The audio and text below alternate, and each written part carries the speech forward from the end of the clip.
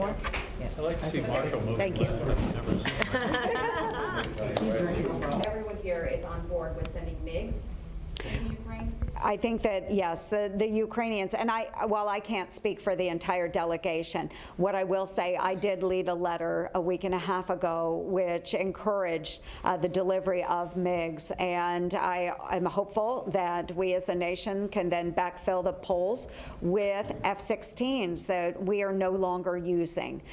So this is a great cooperative way our nations can work together to ensure the Ukrainians have absolutely what they need to defend their country. Maybe one more question. All of the nations need to show resolve.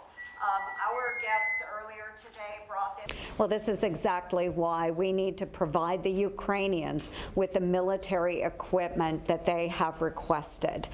They have the absolute will to fight, and they are fighting well.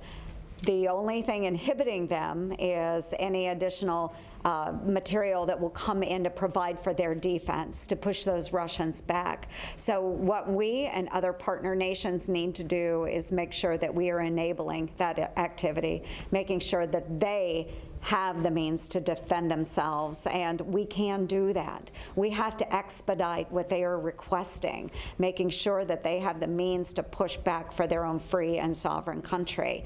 So we will continue to do that. So everyone. Did we see the situation?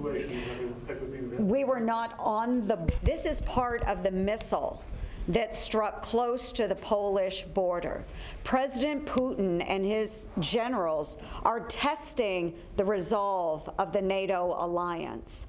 So we need to see all of our member nations come together, show strength, to show that we are behind the Ukrainian people and President Zelensky, and that we are going to enable them to come to victory. That's what we want to see in Ukraine, and that's what I hope we hear out of President Biden and the other leaders that will be coming together at this summit.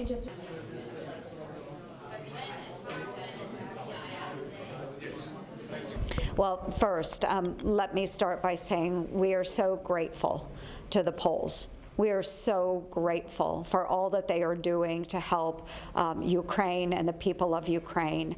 And what I would also say is that they are a NATO partner to us. And should Article 5 be triggered, the United States will be there. You can just look around the country and see the men and women in uniform that are here already from the United States that are ready to respond should that be triggered.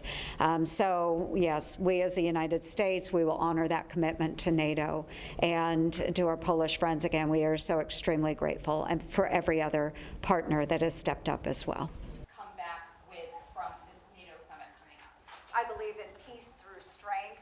We hope that the United States Congress just approved a package of $14 billion just this last week, which will be part lethal aid, part humanitarian aid. We know that it is getting very difficult to deliver into eastern Ukraine. We know the infrastructure has been damaged, but we will continue to work with the non-governmental organizations and others on the delivery of those supplies. But we do need to find new ways of getting much needed material into Ukraine as quickly as possible.